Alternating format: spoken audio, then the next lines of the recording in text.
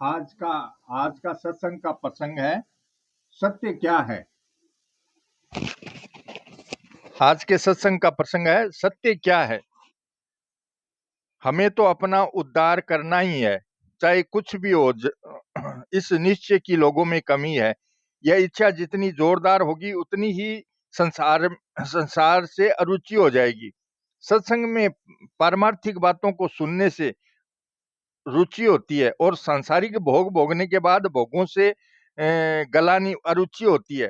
तो इन दोनों को स्थायी कर लें, यानी सत्संग की रुचि और भोग की अरुचि, इन दोनों को पक्का कर लें। यह आपका काम है। अभी सत्संग में रुचि हो तो सत्संग से उठते ही इस बात का निश्चय कर लें कि अब यही काम करना है, तो यह स्थायी हो जाएगी। अगर यह स्थायी हो गई तो सब काम बन गया। यह अपने उद्धार का बहुत सरल साधन है।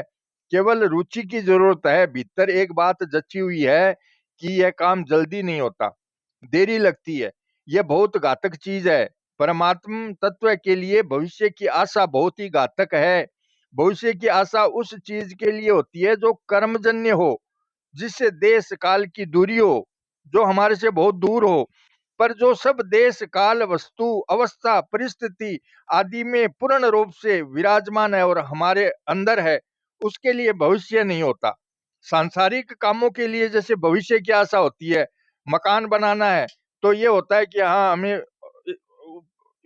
कुछ धन संपत्ति ला के मकान बनाना है। वैसे परमात्मा तत्व के लिए भी भविष्य की आशा रखना कि इसमें बहुत समय लगेगा, यह बहुत गलत धारणा है।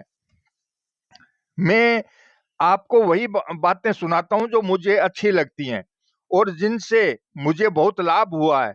आप इन बातों का आदर करें तो बहुत जल्दी लाभ हो सकता है। जैसे एक राजा का राज्य की सारी चीजों पर, संपूर्ण गांवों पर शासन रहता है, संबंध रहता है। उससे भी बहुत विशेष संबंध परमात्मा का है। बहुत विशेष यह है कि इन वस्तुओं की सत्ता ही उस परमात्मा से दिख रही है। परमात्मा नहीं हो तो वो सत्ता हमें नहीं दिखेगी, संसार नहीं दिखेगा। नहीं तो एक क्षण भी न ठहरने वाला संसार सच्चा क्यों दिखता। तो इससे परमात्मा का नित्य निरंतर संबंध है ही, किसी क्षण भी उसका वियोग संभव नहीं। ऐसा उसका नित्य योग निरंतर बना हुआ है। संसार के संयोग के वियोग का नाम ही योग है। संसार से अलग होना ही योग है। तम विद्या दय दुख संयोग वियोगम योग संगीतम है। इस क्षण भंगुर संसार से वियोग होना, अलग होना स्वीकार करते ही योग हो जाता है। वियोग मानी अलग होना तो प्रतिक्षण हो ही रहा है, तो अभी ही अलग हो जाएं, अलग होने का अनुभव कर लें। संसार के भोगों से अरुचि सबकी होती है। उस अरुचि को संसारी लोग स्थायी नहीं करते और भोगों से जो सुख मिलता है उस रुचि को स्थायी करते हैं। यही गलती होती है। साधक को चाहिए कि वह उस अरुचि को स्थायी करे।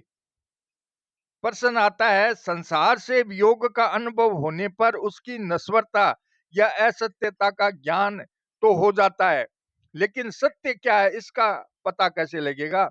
हम किस प्रकार जाने कि यह सत्य तत्व है। देखो भाई, मेरे विचार में तो सत्य की अभिलाषा कम है, इच्छा कम है, इसलिए लगन नहीं है। सत्य की बात इतनी सरल और इतनी बढ़िया और इतनी प्रत्यक्ष है कि क्या बताऊं। अब ध्यान दें, जिससे आपको असत्य का ज्ञान होता है, जिससे झूठ का आपको ज्ञान होता है, वही सत्य है। असत्य का ज्ञान असत्य से नहीं होता। अब बताओ कितना नजदीक है वह सत्य। बहुतों का तो यह प्रश्न रहता है कि संसार तो नाशवान है ही, पर परमात्मा अविनाशी है, इसका क्या पता। अरे अविनाशी के बिना विनाशी दिखता ही नहीं। बिना सत्य के असत्य का भान ही नहीं होता। असत्य तभी असत्य दिखता है जब आप सत्य में स्थित होते हैं। तो सत्य में आपकी स्थिति स्वतः सिद्ध है। बस यहीं पर डटे रहो। न जाने सत्य क्या होता है, प्राप्ति क्या होती है, तत्व ज्ञान क्या होता है, जीवन मुक्त क्या होता है। क्या यूं सींग हो जाते हैं कि कोई पूंछ हो जाती है, कि कोई पंख लग जाते हैं, क्या हो जाता है। न जाने इस प्रकार क्या क्या कल्पना कर रखी है। कृपानाथ आप इतनी कृपा करो। बस इतनी बात है कि असत्य का जिसे बोध होता है वही सत्य है।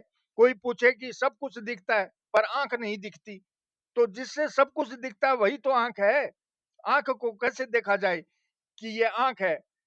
दर्पण में देखने पर भी देखने की शक्ति नहीं दिखती। वह शक्ति जिसमें है वह स्थान दिखता है। तो सुनने, पढ़ने, विचार करने से जो आपको ज्ञान होता है, वह ज्ञान जिससे होता है वही सत्य है, वही सबका प्रकाशक और आधार है, वही ज्ञान स्वरूप है, वही चेतन स्वरूप है, वही आनंद स्वरूप है। जैसे दर्पण में मुख दिखता है, ऐसे ही ये संसार दिखता है। संसार स्थिर नहीं रहता, बदलता रहता है। यह अपने अनुभव की बात है। अब यहीं देखें, पहले यहाँ बिल्कुल जंगल था, अब मकान बन गया। यह आपकी देखी हुई बात है। ये कौन सा सदा रहेगा? एक दिन सपाचट हो जाएगा, कुछ नहीं रहेगा। तो सब मिट रहा है, प्रतिक्षण मिट रहा है। इसे मिटता हुआ ही मान लें। जासु सत्यता ते जड़ माया, भास सत्य इव मोह सहाया। कितनी सुंदर बात कही, छोटे से रूप में। जिसकी सत्यता से यह जड़ माया मूढ़ता के कारण सत्य की तरह दिखती है, वही सत्य है। जैसे चने के आटे की बूंदी बनाई बनाई जाए बिल्कुल फीकी, तो उसे चीनी में डालने से वह मीठी हो जाती है। चने का फीका आटा भी मीठा लगने लगता है। तो ये मिठास उसकी नहीं है। उस मीठी बूंदियों को मुंह में थोड़ी देर चूसते जाओ तो वो फीकी हो जाएंगी, क्योंकि वे तो फीकी थी। तो बताओ कि चीनी मीठी हुई कि बूंदी मीठी हुई? जो फीके को भी मीठा करके दिखा दे वह खुद मीठा ही है। ऐसे जो असत्य को भी सत्य की तरह दिखा दे वह सत्य है ही। प्रकाश और अंधकार दोनों का जिससे ज्ञान होता है वह अलुप्त प्रकाश है, अर्थात वह प्रकाश कभी लुप्त होता ही नहीं। वह क्रियाओं और अक्रियाओं को, जागृत, स्वप्न, सुषुप्ति को, संपूर्ण अवस्थाओं को प्रकाशित करता है। सब अवस्थाएं उससे जानी जाती हैं। उसी में आप हरदम स्थित रहो, उससे नीचे मत उतरो। हरे कृष्ण कृष्ण कृष्ण हरे हरे, हरे राम राम राम हरे हरे। गोविंद कृष्ण हरे मुरारे, हे नाथ नारायण मसुदेवा। श्री कृष्ण गोविंद हरे मुरारे, हे नाथ नारायण वासुदेवा। श्री कृष्ण गोविंद हरे मुरारे, हे नाथ नारायण वासुदेवा। श्री कृष्ण गोविंद हरे मुरारे, हे नाथ नारायण वासुदेवा।